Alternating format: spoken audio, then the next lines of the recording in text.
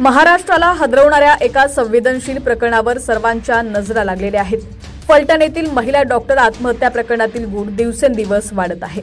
या प्रकरणातील मुख्य आरोपी निलंबित पोलीस उपनिरीक्षक गोपाल बदने यानं अखेर शनिवारी रात्री उशिरा पोलिसांसमोर शरणगती पत्करली, पण सरेंडर नंतरही अनेक प्रश्नांची उत्तरं मिळालेली नाहीयेत। ही घटना आणि त्या आत्महत्येपूर्वीचा आरोप या सगळ्यांचा केंद्रबिंदू असलेला PSI गोपाल बदने, ज्याच्या अटकेसाठी पोलीस यंत्रणा कामाला लागली होती, त्यानंच रात्री जवळपास 12:30 वाजता फलटण ग्रामीण पोलीस ठाण्यात स्वतःहून हजेरी लावली।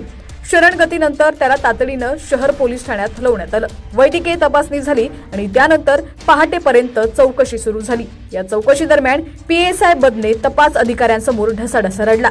मी महिला डॉक्टरवर कसल्याही प्रकारे अत्याचार केलेले नाहीयेत असं त्यानं पोलिसांना सांगितलं। तो वारंवार आपली बाजू मांडत होता, आपण निर्दोष असल्याचं सांगत होता।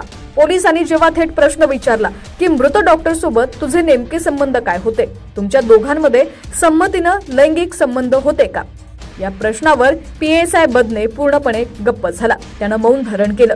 त्यानं या महत्त्वाच्या मुद्द्यावर अद्याप तोंड उघडलेलं नाहीये। महिला डॉक्टरनं आत्महत्या करण्यापूर्वी बदनेवर बलात्काराचा गंभीर आरोप केला होता। आता आरोपी स्वतः पोलीस दलातील असल्यानं त्याला तपासाच्या सगळ्या पद्धती माहिती आहेत। अशा परिस्थितीत तो रडून भाऊ गुगली टाकत आहे की त्यानं खरंच काही लपवलं हे पाहणं महत्त्वाचं आहे।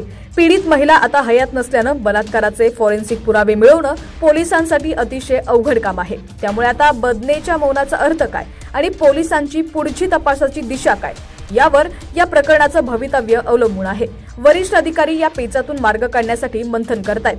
तुर्तास PSI बदनेनं स्वतःला निर्दोष सिद्ध करण्याचा प्रयत्न केला असला तरी मृत महिलेसोबतच्या संबंधावर त्यानं धारण केलेलं मौन या प्रकरणातील गूढता आणि सस्पेन्स अधिकच वाढवत आहे।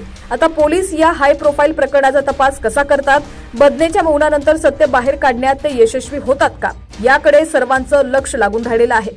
पुढील अपडेटसाठी पाहत रहा बिंदास मराठी न्यूज।